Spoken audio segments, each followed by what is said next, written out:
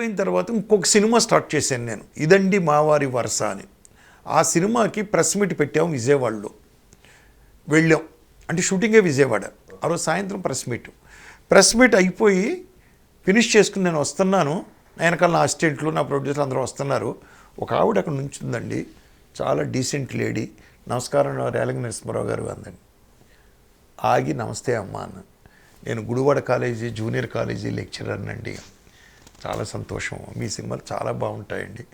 జంజాల్ గారి సినిమాలు కూడా చాలా బాగుంటాయి. జంజాల్ గారి సినిమాలు, మీ సినిమాలు మేము ఎక్కువగా చూస్తాం.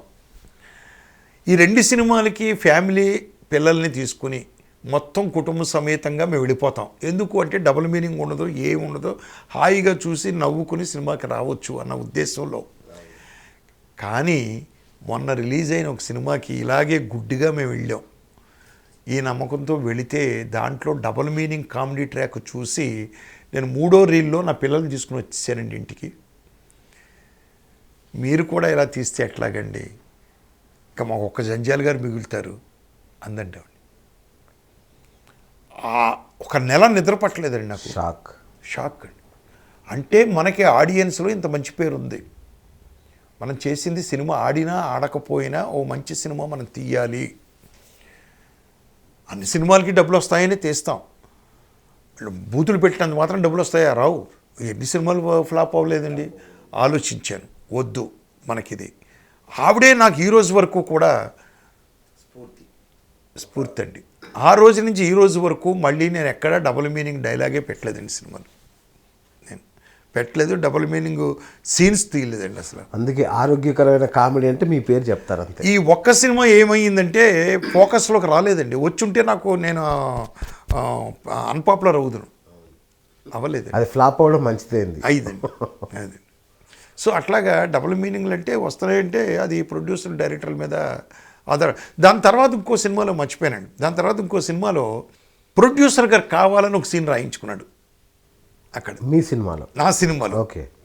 నేను చెప్పాను, బాగోదండి ఇది, అసహ్యంగా ఉంటుంది ఈ సీను, మన టైప్ ఆఫ్ సినిమా అంతా కామెడీగా ఉన్న టైంలో ఇదేంటి సార్ ఇది, వద్దండి అన్నాను. ఆయన వినలేదండి, కావాలండి 100% అన్నాడు. నేను అప్పటికి బాగా హై స్థాయికి రాలేదు, డైరెక్టర్గా కమాండింగ్గా ఈ సినిమా వద్దండి, ఇది తీసి అవతల పరేయండి అనే లెవెల్కి రాలేదు నేను. సెట్కి వెళ్ళాను. వెళ్ళిన తర్వాత రమాప్రభ గారును చంద్రమోహన్ గారు మధ్యన సీన్ వినండి. రమాప్రభ గారు టక్కన లేచి, ఏమండి డైరెక్టర్ గారు మీరా ఈ సీన్ తీసేది అందండి. చంద్రమోహన్ గారు అదే అన్నాడు, నరసింహారావు గారు మీరు ఏంటి సార్ ఇన్ని సినిమాలు తీశారు, నా చేత ఎప్పుడైనా ఇలాంటి సీన్ చేయించారా మీరు అన్నాడు. లేదు సార్, నేను ఏమీ చేయలేని పొజిషను, హెల్ప్లెస్, ప్రొడ్యూసర్ గారు కావాలంటున్నారు, మరి మీరు చెయ్యాలి. సెట్లోనే రైటర్ గారు ఉన్నారు, ఆయన్ని అడిగారు, నేను ఏమీ చేయలేను, ప్రొడ్యూసర్ గారు కావాలని రాయించుకున్న సీన్ ఇది, హెల్ప్లెస్ మేమిద్దరం, మేము మాట్లాడతాం ప్రొడ్యూసర్, వాళ్ళు మాట్లాడారండి ప్రొడ్యూసర్ గారు, మేము ఈ సీన్ చేయమండి, మీరు ఏమైనా అనుకోండి, సారీ. ఆయన నన్ను రూమ్లోకి పిలిచి నన్ను దొబ్బులు, డైరెక్టర్గా మీరు చేయించాలి కదా, మళ్ళీ నా మీద పెట్టడం ఏంటి మీరు అని కోప్పడ్డాడు. అక్కడికి చేయలేదు అనుకోండి ఆ సీన్, చేయలేదండి సీన్. మళ్ళా నిర్మాతతో మళ్ళీ సినిమా చేశారు ఎప్పుడైనా? లేదండి, చేయలేదు. ఆ చంద్రమోహన్ గారితో 3 సినిమాలు ఒకే డ్రెస్ చేయించారంట కదా సినిమా, విశేషాలు? ఒకే డ్రెస్ కాదు కానండి, ఆ ప్రొడ్యూసర్ గారు ఏంటంటే బడ్జెట్లో సినిమాలు తీయాలండి. ఆయనకి ఎప్పుడు ఆల్మోస్ట్ ఆల్ చంద్రమోహన్ గారి గత అంతకుముందు 2 సినిమాలు కూడా. సో కొన్ని డ్రెస్సులు కుట్టిస్తే అదే డ్రెస్సులు అటు ఇటు అన్ని సినిమాలకి వాడేవాడు, వేసుకునేవాడు. అందుకనే చంద్రమోహన్ గారితో నేను చేసిన ఆ 3 సినిమాలు కూడా మీరు యాస్ట్రీజ్ ఏంటంటే కథను బట్టి, డైలాగులు బట్టి, పాత్రలు బట్టి ఇది వేరే సినిమా అనుకోవాలి తప్ప. ఆయన అయితే మాకు అప్పుడు ఆ రోజుల్లో ఈ డ్రెస్సులు గమనించేవారు కాదు. అందుకనే మీకు ఒక్కో సినిమాకి పొట్టే ఇది చంద్రమోహన్ గారికి షర్ట్. కొంతమంది ప్రొడ్యూసర్స్ అలా ఉంటారండి, మనం ఏం చేయలేము అదండి. సరే అలా నవ్వుకుంటూ అలా వెళ్ళిపోవడమే మనం అండి. దాసర్ గారి దగ్గర ఎలా చేరారు మీరు? నేను ఫస్ట్ రావడం ఇండస్ట్రీకి వచ్చినప్పుడు దాసర్ గారి సలహాల మీదకే మనం ఏం చేసామంటే, అప్పటికి గురువు గారు డైరెక్టర్ అవ్వలేదండి, అవ్వలేదు. 1971 సార్ నేను మద్రాస్ వెళ్ళింది, అప్పటికి అవ్వలేదు. ఆయన తాతామనుడు స్క్రిప్ట్ రెడీ చేసుకుంటున్నారు షూటింగ్కి ఆయన. సో వాళ్ళందరి సలహాల మీదకే, ఇందాక పేర్లు చెప్పాను కదా మీకు, ఆ సలహాల మీదకే మనం ఏం చేసామంటే గురువుగారిది మహమ్మద్ బిన్ తుగ్లక్ అనే సినిమాకి డైలాగులు రాశాడు ఆయన. అదండి వివి ప్రసాద్ గారు అని చనిపోయే డైరెక్టర్, మట్లో మాణిక్యం, నీడలేని ఆడది డైరెక్టర్ అండి. ఆయన దగ్గర అప్రెంటిస్గా పెట్టారు నన్ను. దానికి అసోసియేట్ డైరెక్టర్ బండి మన నరసింహారావు గారు, బండి నరసింహారావు గారు అని ఆయనండి. సెకండ్ అసోసియేట్ వచ్చి ఇప్పుడు మన సాగర్ గారు, సాగర్. నేను అప్రెంటిస్ని దానికండి. సో ఆ సినిమా కేవలం అబ్జర్వేషనే. అప్రెంటిస్ అంటే మనకి ఏ పని చెప్పరండి, ఎవరు ఏ పని చేస్తున్నారు ఏంటి, అసలు డైరెక్షన్ డిపార్ట్మెంట్ అంటే ఏంటి, సినిమా ఏంటి, స్క్రిప్ట్, ఇవన్నీ తెలుసుకోవడమేనండి. అది అయిన తర్వాత రెండో సినిమా, అప్పటికి గురువు గారు ఇంకా షూటింగ్ స్టార్ట్ అవ్వలేదు తాత మనవడు. కేఎస్ఆర్ దాస్ గారి దగ్గరికి వెళ్ళాను. దాస్ గారి దగ్గర ఊరుకు ఉపకారి అని చలంగారు హీరో అండి, మా పాలకొల్లు హీరో. ఆయన సినిమాకి నేను అసిస్టెంట్ డైరెక్టర్గా పనిచేశాను. అసలు వర్క్ అంటూ నేర్చుకున్నంతా కూడా కొద్ది వర్క్ అక్కడ కేఎస్ఆర్ దాస్ గారి దగ్గర కొద్ది వర్క్ నేను తెలుసుకున్నాను అసలు.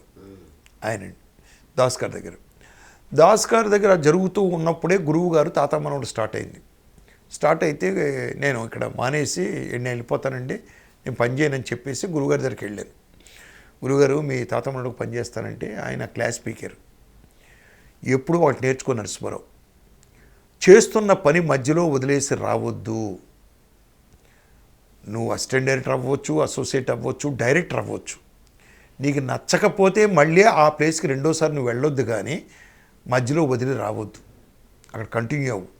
మళ్ళీ నేను రెండో సినిమా చేయకపోను, చేస్తాను మళ్ళీ, నువ్వు నా రెండో సినిమాకి జాయిన్ అవ్వదు కానీ. ఆ రోజే క్లాస్ స్పీకర్ ఆయన గురువుగారు. సో అప్పుడు ఆ సినిమా పూర్తి చేసి గురువుగారి రెండో సినిమా సంసారం సాగరం, ఆ విధంగా ఆయన దగ్గరికి వచ్చానండి.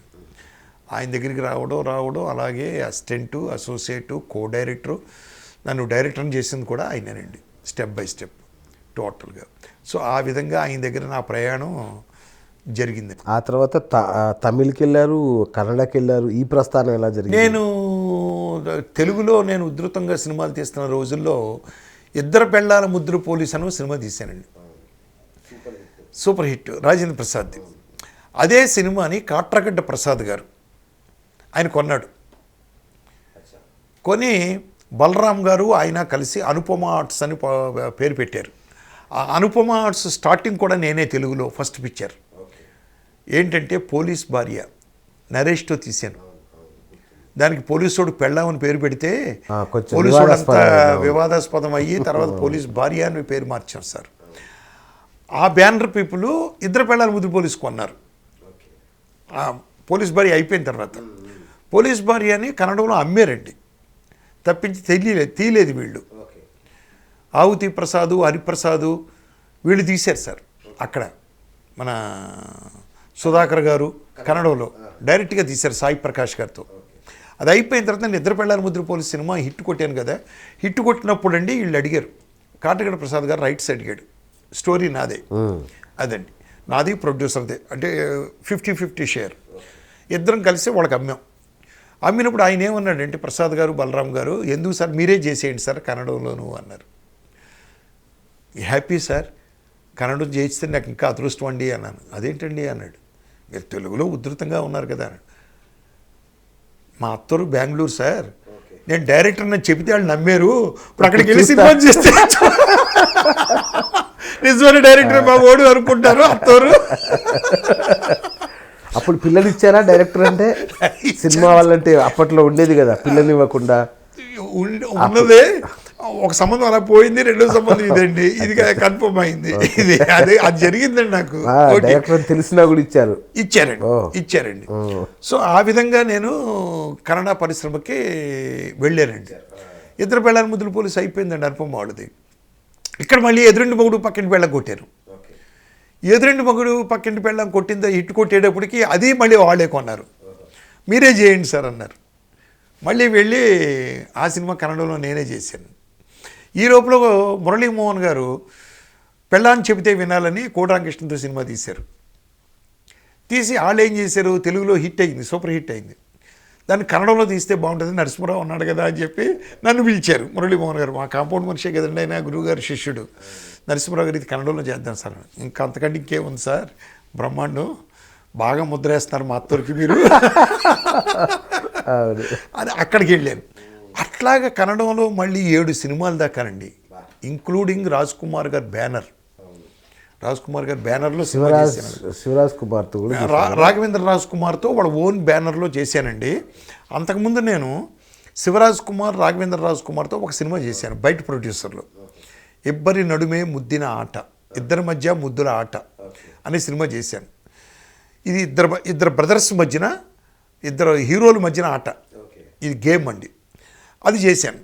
అది చేస్తూ ఉన్నప్పుడే రాజ్ కుమార్ గారు రెండో అబ్బాయి రాఘవేంద్ర రాజ్ కుమారు వెళ్ళి వాళ్ళ అమ్మతో చెప్పారు, రేలింగ్ గారు బాగా చేస్తున్నాడు, కామెడీ బాగుంది, మనం కూడా సినిమా చేస్తే బాగుంటుంది. అప్పుడు పిలిపించి రాజ్ కుమార్ గారికి పరిచయం చేసి వాళ్ళ బ్యానర్లో రాఘవేంద్ర రాజ్ కుమార్ హీరోగా నేను గెలివిన సరదారా అంటే గెలిచిన మగాడు ఆ సినిమా చేయించారండి.